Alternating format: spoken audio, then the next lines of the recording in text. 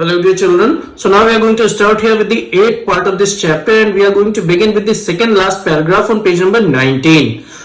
Why not organize yourselves into a cooperative? I asked a group of young men who have fallen into the vicious circle of middlemen who trapped their fathers and forefathers. So children, as the people of Firozabad, as the old men as well as the youngsters of Firozabad had been crying over their problems, as they had been talking about their problems to the narrator, as they had been particularly talking about the problem of money, they were talking about particularly the problem of capital on account of which they were not able to take the initiative of starting up a new business. कि जैसे इससे कि पहले के part में आपने देखा कि सारी फैमिलीज फिरोजाबाद की जो है, चाहे वो बूढ़े लोग हों चाहे यंगस्टर्स हों, वो लगातार यही बात कर रहे हैं कि on account of the lack of capital, on account of the lack of finances, they are not able to start up a new business. जबकि वो जानते हैं कि बैंगल मेकिंग कोई प्रॉफिटेबल बिजनेस नहीं है, पर फिर भी वो कोई नया काम नहीं शुरू कर पाते हैं क्योंकि वो सब पैसे की कमी के बारे में बात करते हैं।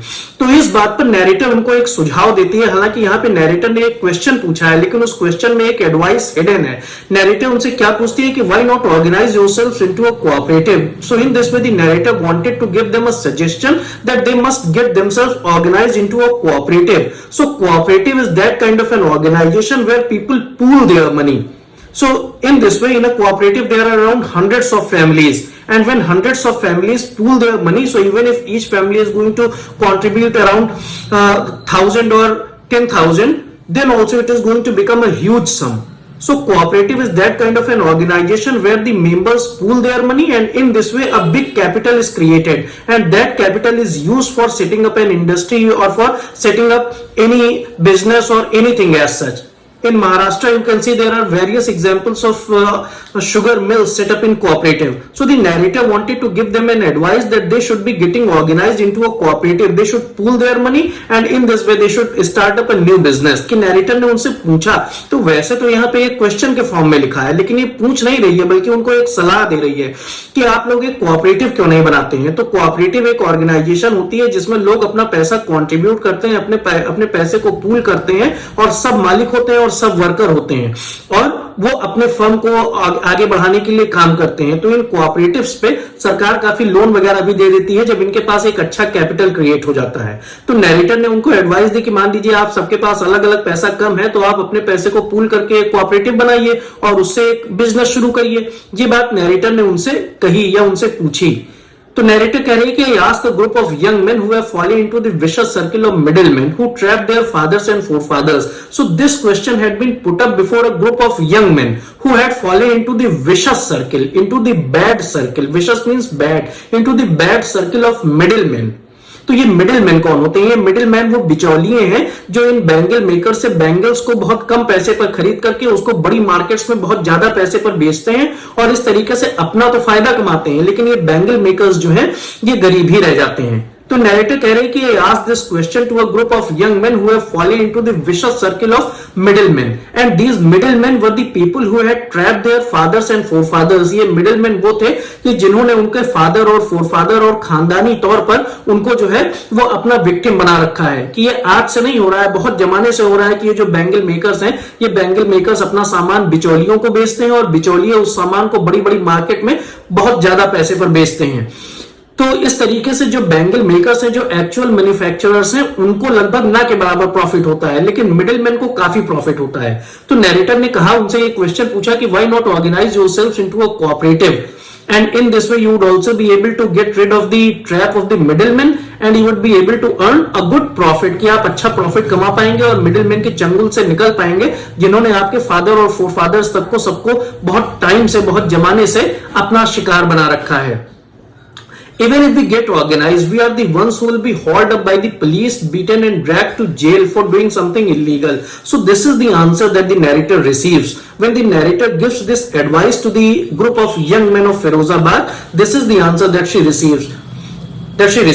That if they are going to be organized into a cooperative, they are going to be hauled up, they are going to be detained by the policemen, and policemen are going to beat them and they are going to send them to jail for doing something illegal. तो उन्होंने कहा कि अगर वो cooperative बनाते हैं, अगर ऐसी वो कोई कोऑपरेटिव ऑर्गेनाइज करते हैं तो पुलिस वाले उनको डिटेन करेंगे, उनको बंद कर लेंगे, उनको मारेंगे और उन्हें जेल भेज देंगे इलीगल करने के लिए। तो ऐसा क्यों है? क्योंकि ये जो मिडिल मैन है ये बहुत इन्फ्लुएंशियल है, ये पॉलिटिकली इन्फ्लुएंशियल है, सोशली इन्फ्लुएंशियल है, तो इन्होंने पुलिस वगैरह को सबको खरीद रखा है। तो अगर ये बैंगल मेकर कहेंगे कि हम अपना सामान मिडिल मैन को नहीं बेचेंगे और हम डायरेक्ट मार्केट में बेचेंगे, तो ये मिडिल मैन पुलिस में कंप्लेन कर देंगे कि देखो इनके यहाँ बाल श्रम होता है, इनके यहाँ चाइल्ड लेबर होता है, इनके यहाँ बच्चे लगे हुए हैं, और इन सब लोगों के ऊपर मुकदमे दर्ज करके इनको जेल भेज दिया जाएगा। So this is a common story that happens mostly in these kind of places. This is something that happens mostly in these kind of places, and that is why these bangle makers are going to be bound to remain trapped by the middlemen. कि वो मजबूर हो जाते हैं इन middlemen के उसमें trap रहने के लिए, मिडिलमैन के अंडर में ट्रैप रहने के लिए ये बाउंड हो जाते हैं, क्योंकि वो जानते हैं कि अगर उन्होंने जरा सा भी मिडिलमैन को ना नुकुर किया तो मिडिलमैन उनको जेल भिजवा करके ही दम लेंगे। तो this is what we have been told here. They say there is no leader among them who could help them see the things differently. So actually the reason is that there is no leadership among them. There is nobody who can let them see the things differently. There is nobody who can guide them to see the things differently. कि वो एक जमाने से, वो कई generation से वैसे ही काम करते चले आ रहे हैं और वैसे ही वो काम करते चले जाएंगे। उनको कोई रास्ता दिखाने वाला है ही नहीं, उनके बीच में कोई लीडरशिप है ही नहीं कि जो उनको सही रास्ता दिखा सके। Their fathers are as tired as they are. So they are tired from generations. Now these youngsters are tired. Once upon a time their fathers and forefathers were tired, and in this way their generations are tired. They are not tired of doing work, they are tired of taking initiative कि वो कुछ नया कर ही नहीं सकते हैं, कुछ नया सोचने से वो थक चुके हैं। तो ये बात नैरेटर कह रही है, और कि उनके बीच में कोई लीडरशिप भी नहीं है, कोई उनके बीच में ऐसा नहीं है कि जो उनको सही रास्ता भी दिखा सके, कोई उनको ये समझा सके कि नहीं अगर इस तरीके से काम नहीं हो रहा है तो काम का तरीका बदलने की जरूरत है। Let us see from the next para. They talk endlessly in a spiral that moves from poverty to apathy to greed and to injustice. So children, what the narrator is telling you here, that the life of the people of Firozabad is like a spiral, and these are the stations of their life. They have poverty, they have apathy. Apathy means insensitiveness. They have greed and they have injustice. So what you have been told here, that their life is not simple. Spiral क्या होता है? Spiral एक इस तरीके से एक घुमावदार छल्ला होता है कि जिसमें अगर इस पॉइंट से इस पॉइंट तक आपको जाना है तो आप स्ट्रेट लाइन में नहीं जा सकते हैं, बल्कि आप ऐसे घूम घूम करके ऐसे ऐसे करके जाएंगे। तो that is how their life is a spiral, because nothing is simple and straightforward in their life.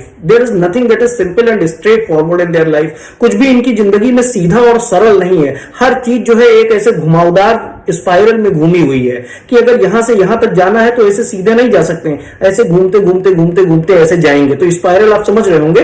तो their life is like a spiral, that their life is very complicated. So here spiral is a symbol of complication, that their life is full of complications, and in such a complicated life they have poverty, they are suffering from poverty, they are suffering from apathy. Apathy means insensitiveness, कि जिसको हम बोलते हैं कि उदासीन हो जाना, कि कोई फर्क ही नहीं पड़ रहा है कि क्या हो रहा है, इधर क्या हो रहा है, उधर बस जैसे जी रहे हैं।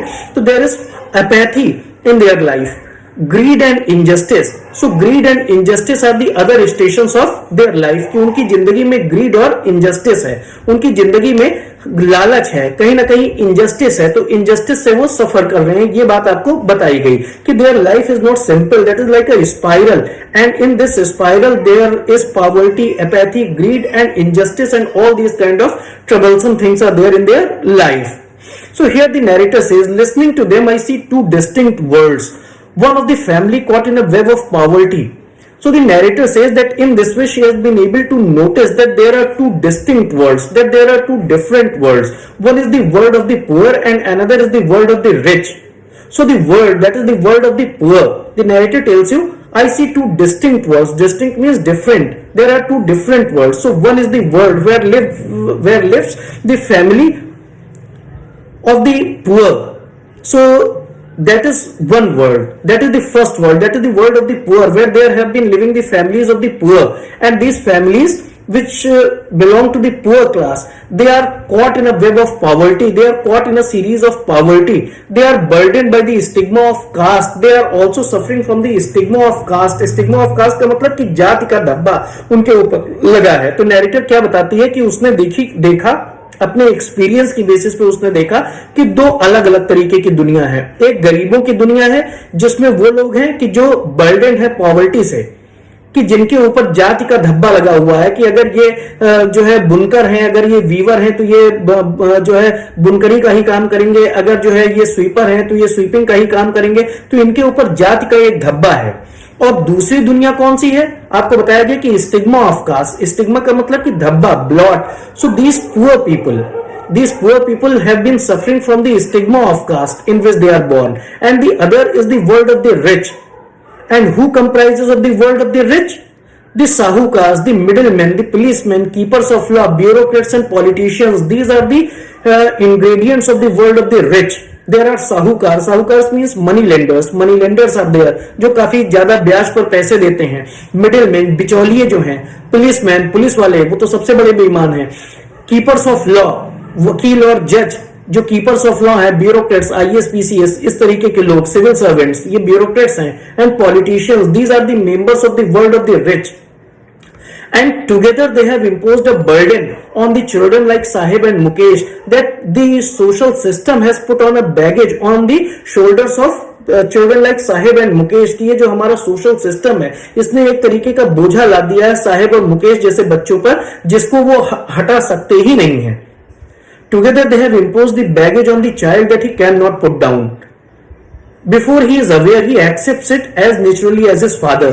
And before he comes to know anything, before he gets to know the experience of the world, he has to accept that burden कि जो समाज ने उसके ऊपर लाद दिया है, जो बोझा समाज ने उसके ऊपर लाद दिया है, उस बोझा को वो अपने आप उठाने के लिए तैयार है, इससे पहले कि वो कुछ जान पाए. और ऐसा ही उसके फादर के साथ हुआ, ऐसा ही उनके फादर के साथ हुआ. मतलब जनरेशन वाइज ये चीज ऐसी ही चल रही है कि एक करप्ट सामाजिक व्यवस्था ने ऐसे बर्डन्स को लाद दिया है साहिब और मुकेश जैसे बच्चों पर कि जिससे वो निजात पा ही नहीं सकते हैं. चाहे जितना सरकार स्कूल खोल ले, चाहे जितना सरकार जो कुछ भी खोल ले, लेकिन ये जितनी भी वेलफेयर स्कीम से ये कभी उन तक पहुंचेंगी ही नहीं, क्योंकि इनको बीच में ही खा लेने वाले मिडिलमैन मौजूद हैं. तो ये बात आपको बताई जा रही है. To do anything else would mean to dare, and daring is not the part of his growing up. So the narrator tells you that in order to do something else, you need to be daring enough. You need to have that daring. You should have that daring that you are able to stand up against that social system.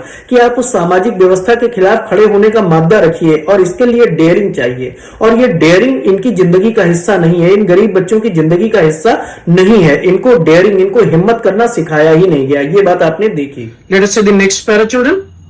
What the narrator says here. When I sense a flash of it in Mukesh, I am cheered. So as the narrator happens to see a flash of this daring in Mukesh, she is really quite cheered up. She is really quite excited. When she comes to know that Mukesh has got a bit of daring, he wishes to change his scenario of life. He wishes to change the prospect of his life through his hard work. The narrator is a bit cheerful. वो थोड़ा सा खुश होती है ये देख करके कि मुकेश कम से कम एक ऐसा लड़का है जो कुछ डेयरिंग करना चाहता है, जो कुछ हिम्मत दिखाना चाहता है. I want to be a motor mechanic, he repeats. He will go to a garage and learn, but garage is a long way from his home. So the narrator says here that he is determined, that Mukesh is determined that he is going to be a motor mechanic. And he repeats that he is definitely going to be a motor mechanic. He persists in his desire. वो अपनी इस इच्छा में दृढ़ प्रतिज्ञ मालूम देता है, बहुत डिटरमिन्ड मालूम देता है कि नहीं वो मोटर मैकेनिक बनेगा. And he will go to a garage and learn how to repair cars, but garage is a long way from his home, कि उसके घर से काफी दूर है. तो कहने का मतलब यह है कि शायद अभी उसका एम उससे बहुत दूर है. तो क्या वो वहां तक पहुंच पाएगा, ये एक सोचने वाली बात है. I will walk, he insist. But in any way, he is determined that he is going to realize his dream, and anyhow he would become a motor mechanic, and that is how he is going to give up the family profession of bangle making, and he is going to do something else. He is going to do something differently. Do you dream of flying a plane?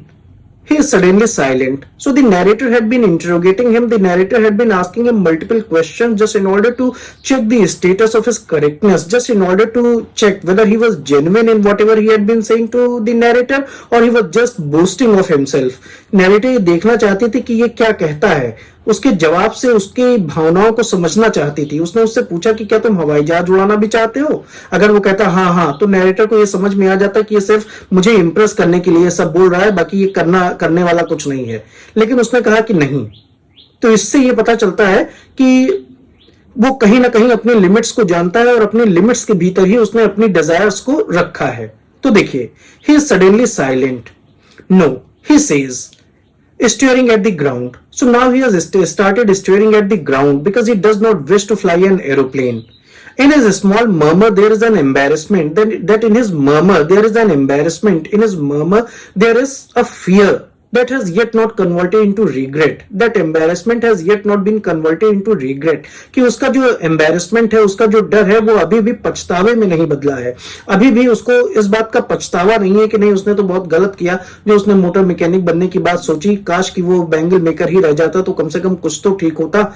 लेकिन अभी वो पछतावे वाली स्थिति नहीं है। Definitely there is a fear because he wants to change his profession. So definitely there is a fear, definitely there is a little fear. थोड़ा सा डर कहीं ना कहीं है, लेकिन ये डर अभी भी जो है वो पछतावे में नहीं बदला है। This fear has not been turned into a regret. Pay attention.